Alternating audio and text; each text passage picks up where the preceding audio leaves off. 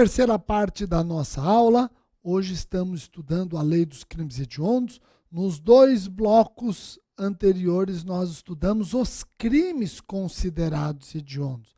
Agora eu vou dedicar os 2 blocos seguintes às consequências penais e processuais para crimes rotulados como tal. O artigo 2º da Lei 8.072/90 inaugura os consectários.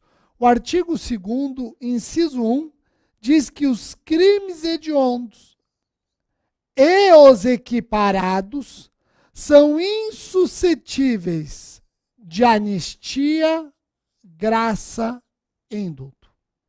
Espera um pouquinho, Rogério. O artigo 2º da Lei 8.072/90 diz que os crimes hediondos e equiparados são insuscetíveis de anistia, graça e indulto? Exatamente. Mas a Constituição só diz que eles são insuscetíveis de graça ou anistia. A Constituição não fala em indulto.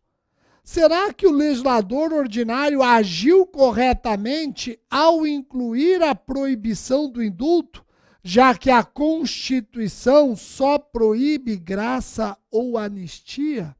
Temos 2 correntes discutindo isso. Uma primeira corrente responde que a vedação do indulto é inconstitucional. A ampliação com a vedação do indulto é inconstitucional. Para esta corrente, as vedações previstas na Constituição são máximas. As vedações previstas na Constituição Federal são máximas. Não poderia o legislador ordinário suplantá-las. Aliás, essa corrente entende que o indulto é poder soberano do chefe do executivo da União. Querer impedi-lo é um poder interferir no outro. Então, essa primeira corrente fala: não poderia jamais a Lei 8.072/90 ter proibido o indulto. Tinha que se limitar a proibir a anistia e graça, que é o que faz a Constituição. Rogério, essa primeira corrente prevalece? Não. Prevalece a segunda corrente. A segunda corrente ensina que a ampliação é constitucional. A ampliação é constitucional. Essa segunda corrente diz o seguinte: as vedações constitucionais são mínimas, podendo o legislador ampliá-las. Essa segunda corrente insiste. Aliás, a Constituição Federal de 88, quando proíbe graça, proíbe também indulto, que nada mais é do que graça coletiva. A segunda corrente entende que o legislador pode tranquilamente ampliar o rol de proibições. Aliás, a Constituição Federal, quando proíbe graça, proíbe indulto. Por quê? Porque o indulto nada mais é do que uma graça coletiva. Uma graça coletiva. Rogério, qual é a posição do Supremo? O Supremo adota a segunda corrente. Opa, então peraí. A coisa está resolvida. Para crimes hediondos e equiparados, ficam proibidas anistia, graça e indulto. É isso? Exatamente. Rogério, quando você fala que está proibido o indulto para crimes hediondos, você se refere também ao indulto humanitário? Nem o indulto humanitário cabe para esses crimes. Vamos lembrar primeiro o que significa indulto humanitário. O indulto humanitário é aquele concedido por razões de grave deficiência física ou em virtude de debilitado estado de saúde do condenado. E aí, Rogério? Essa causa extintiva da punibilidade, onde o Estado renuncia o direito de punir, pode ser concedida para crimes hediondos ou equiparados? Nós temos uma primeira corrente que diz o quê? Por força do princípio da humanidade, por força do princípio da humanidade, dignidade da pessoa humana, dignidade da pessoa humana,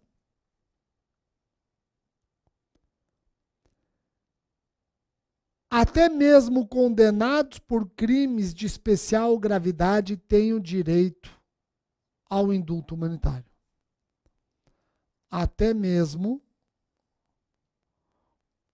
condenados por crimes de especial gravidade têm o direito ao indulto humanitário.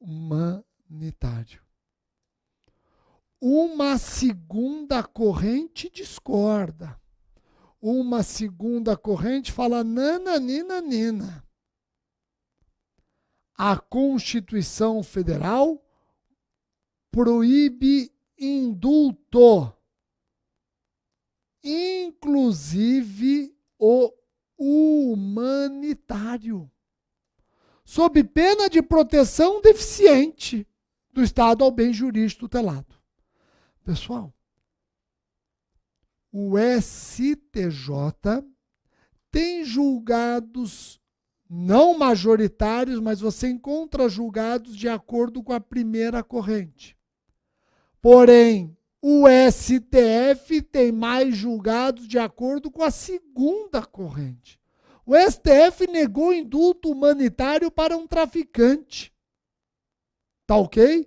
Então vejam que a tendência é prevalecer a segunda corrente. Tá ok? Não extinguir punibilidade para autores de crimes hediondos ou equiparados por meio do indulto humanitário. Pode-se até conceder prisão domiciliar ou alguma medida alternativa de execução, mas o Estado não renuncia o seu poder punitivo. Tá ok? Joia? Pessoal, vamos para a segunda consequência anunciada pela Lei 8.072/90. O artigo 2º, inciso 2, diz que para os crimes hediondos e equiparados, nós não admitimos fiança. Para crimes hediondos e equiparados, nós não admitimos fiança. São insuscetíveis de fiança. E aqui é importante você perceber o seguinte, ó. Essa redação veio com a Lei 11.464 de 2007. Antes da Lei 11.464 de 2007, o artigo 2º, inciso 2, vedava fiança e vedava liberdade provisória. Inclusive, tinha uma súmula, a súmula 697, que dizia o seguinte: a proibição de liberdade provisória nos processos por crimes hediondos não veda o relaxamento da prisão processual por excesso de prazo.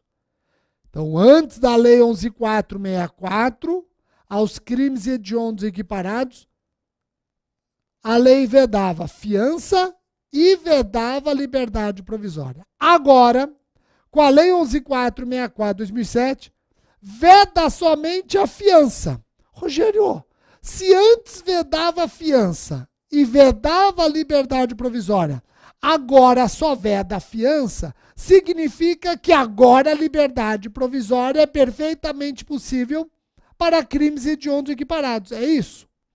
Duas correntes nasceram. Uma primeira corrente começou a ensinar que a liberdade provisória continua proibida pela Lei 11.464/2007. Está implicitamente proibida na vedação da fiança. A primeira corrente diz o seguinte: se o legislador veda a fiança, implicitamente veda a liberdade provisória. Então nada mudou. Se antes se vedava a fiança e liberdade provisória, esta expressamente, agora continua vedando fiança e liberdade provisória, esta implicitamente. Rogério, mas proibição implícita não pega bem no direito penal, né? Por isso que prevalece a segunda corrente. A segunda corrente lembra que fiança e liberdade provisória não se confundem. Não se proibindo liberdade provisória, e não existe proibição implícita, é perfeitamente cabível o beneplácito processual penal. Em resumo, o legislador vedou fiança, liberdade provisória é perfeitamente possível. Aliás, eu quero aprofundar um pouquinho com vocês essa discussão da proibição ou não de liberdade provisória para crimes hediondos. Querem ver? Ó? Quando nasceu a Lei 8.072/90, esta lei vedou, 2 pontos, fiança mais liberdade provisória. E a vedação da liberdade provisória foi, inclusive, considerada constitucional pela súmula 697 do Supremo. Veio a Lei 11.464 de 2007 e passou a vedar somente fiança. A vedação da liberdade provisória começou a ser discutida. A vedação implícita da liberdade provisória passou a ser discutida. No HC 104.339, o Supremo decidiu de maneira emblemática o seguinte: o Supremo decidiu inconstitucional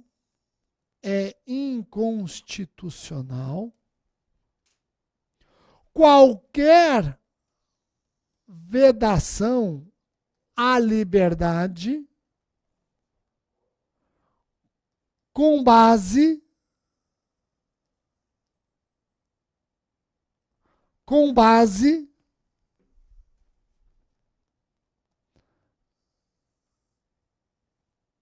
na gravidade em abstrato.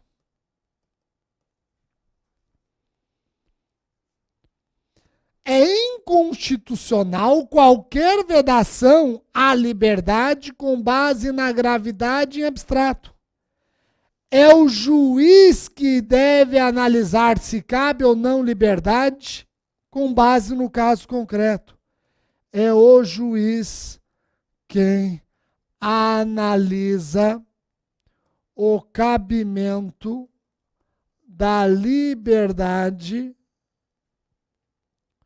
com spec no caso concreto, com base no caso concreto. O Supremo presta atenção no Congresso, falou: Congresso, não vem aí criando leis dizendo que determinado crime não comporta liberdade provisória. Não é você, Congresso, que decide se cabe ou não liberdade provisória para um crime. É o juiz analisando o caso concreto. E com isso, sabe o que aconteceu? Ficou superada a súmula 697. Está superada a súmula 697. É inconstitucional a vedação à liberdade provisória com base na gravidade abstrata do crime. É o juiz que, analisando o caso concreto, decide se é possível ou não liberdade provisória. Tá ok? Pessoal, vamos para mais uma consequência para crimes hediondos e equiparados. Os crimes hediondos e equiparados, de acordo com o parágrafo 1º, vão ter a pena cumprida inicialmente em regime fechado. Nossa, Rogério, interessante isso, muito interessante, até porque a redação inicial não era nem essa. Quando a lei nasceu, ela dizia que crimes hediondos e equiparados cumpriam a pena em regime integralmente fechado. A coisa foi mudando. Vejam, com um bom empurrão da jurisprudência, né? Olha só, quando veio a Lei 8.072/90, ela anunciou o tal do regime integral fechado. Regime integral fechado. E esse regime integral fechado contava com apoio até da súmula 698 do STF. Súmula 698 do STF fala, legal, regime integral fechado, tranquilo, é possível, é constitucional, não tem nada de indigno, desumano, degradante. Vamos manter o regime integral fechado. Aí o Supremo, pouco tempo depois que editou essa súmula, mudou a composição do pleno e também a convicção. Por quê? No HC 82959, o STF declarou inconstitucional o regime integral fechado. Por violar vários princípios. E aí ficou superada a súmula 698. O Supremo declarou inconstitucional o regime integral fechado por violação a vários princípios.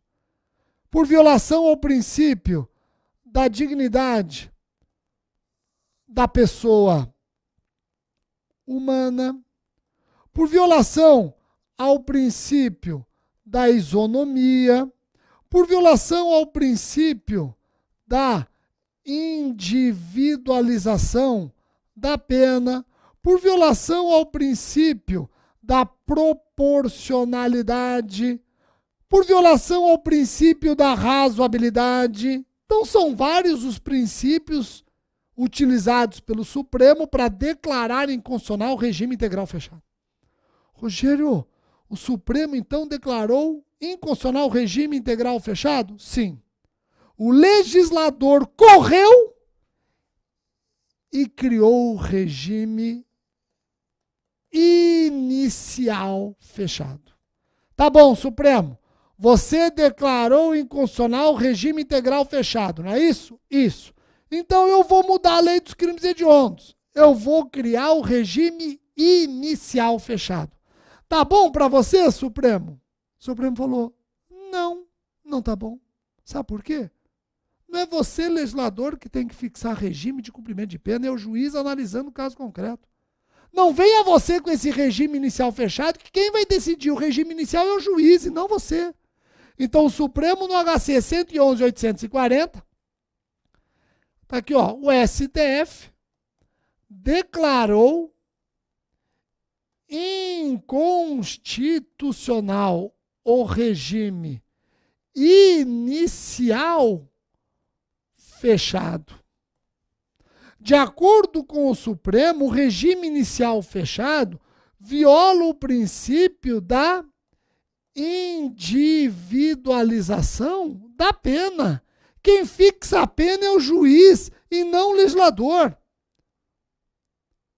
Quem fixa a pena é o juiz e não o legislador.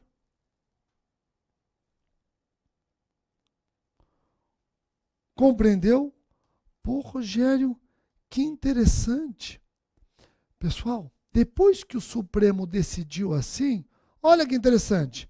A partir do momento em que o Supremo passou a admitir a possibilidade de fixação de regime diverso do fechado para os condenados pela prática de crimes hediondos equiparados, o STJ, considerando o total da pena estabelecida, a ausência de circunstâncias judiciais desfavoráveis e em ocorrência da reincidência, admitiu a possibilidade de fixação do regime inicial semiaberto para condenados por tráfico de drogas.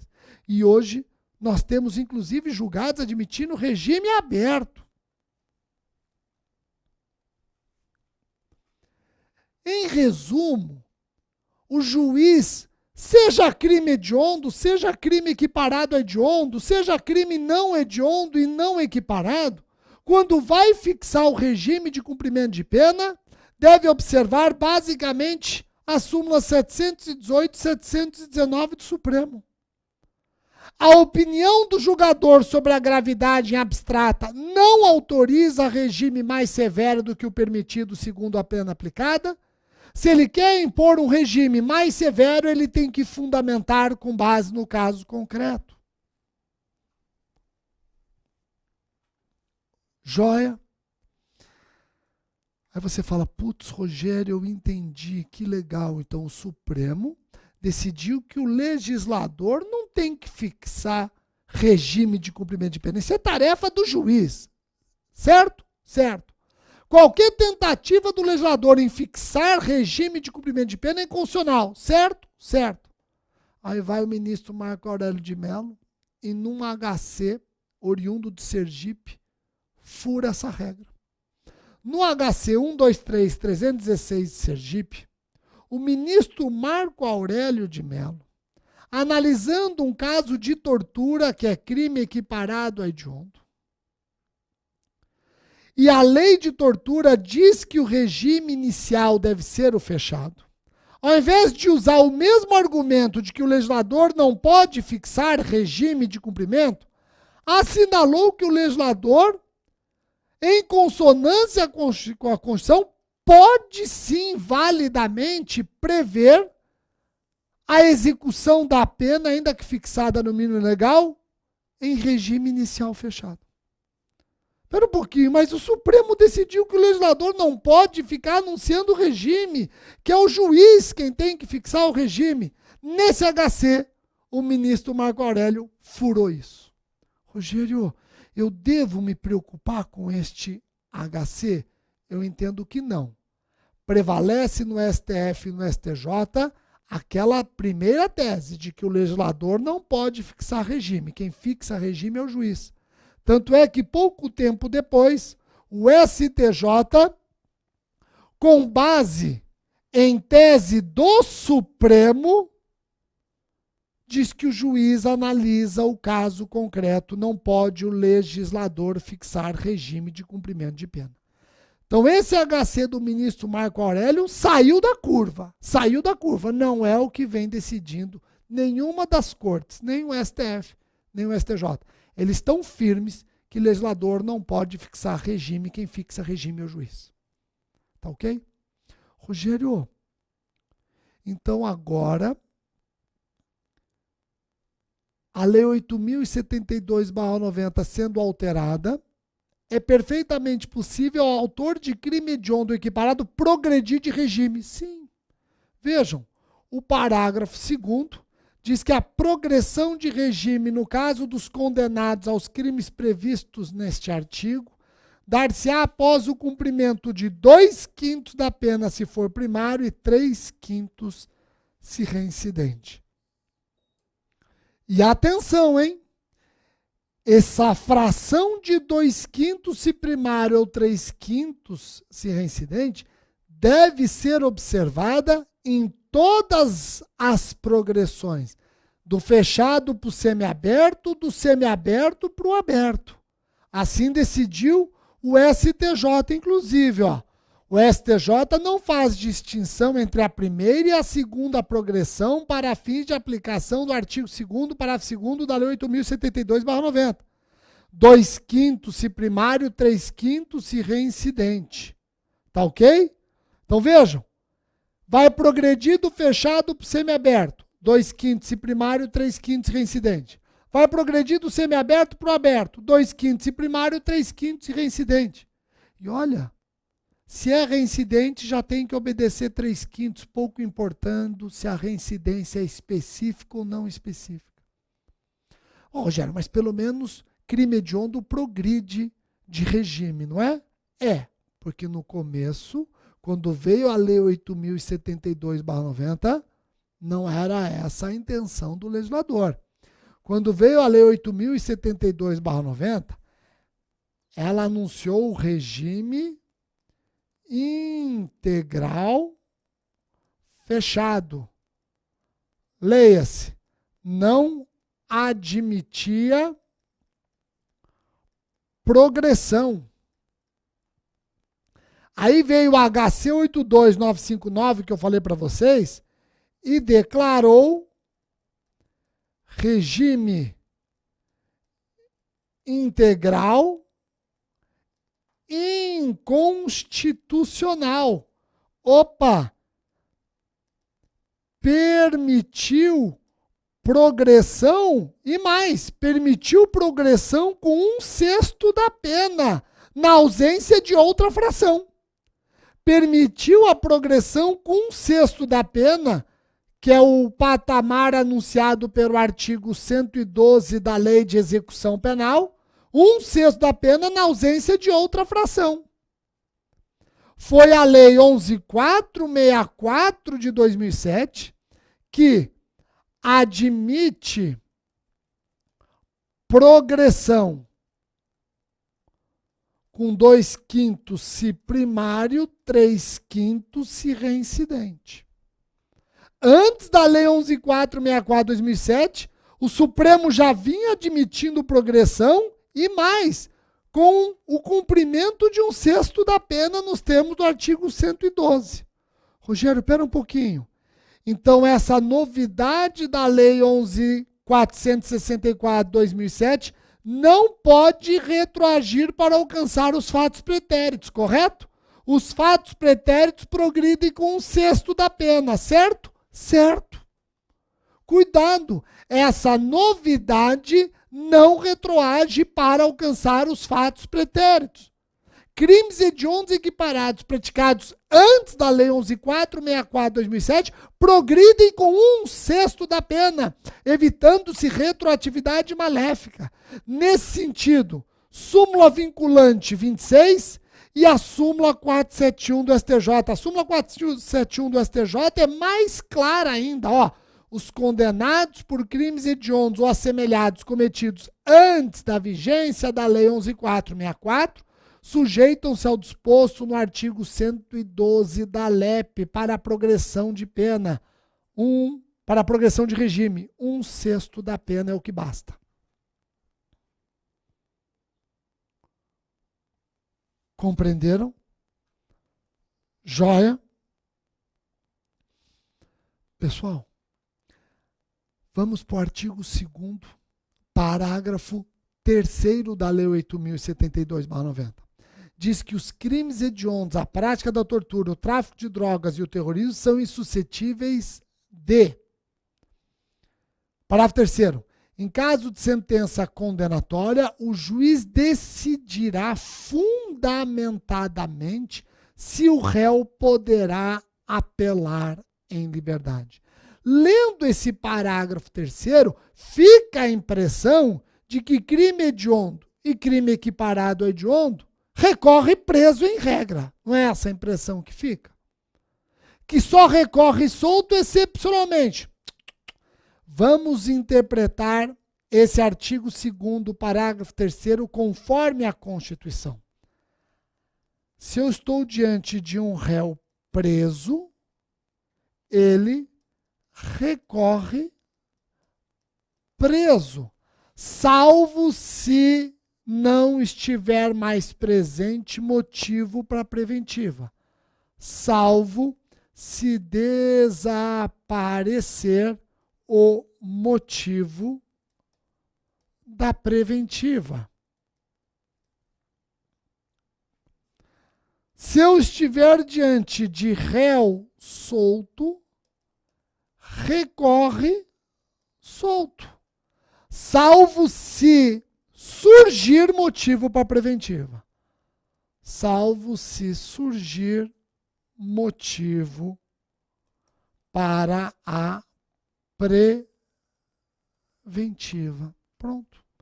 Essa é a interpretação conforme a Constituição. Eu vou fazer o último intervalo e no próximo bloco nós vamos iniciar comentando prisão temporária e crimes hediondos equiparados. Até já.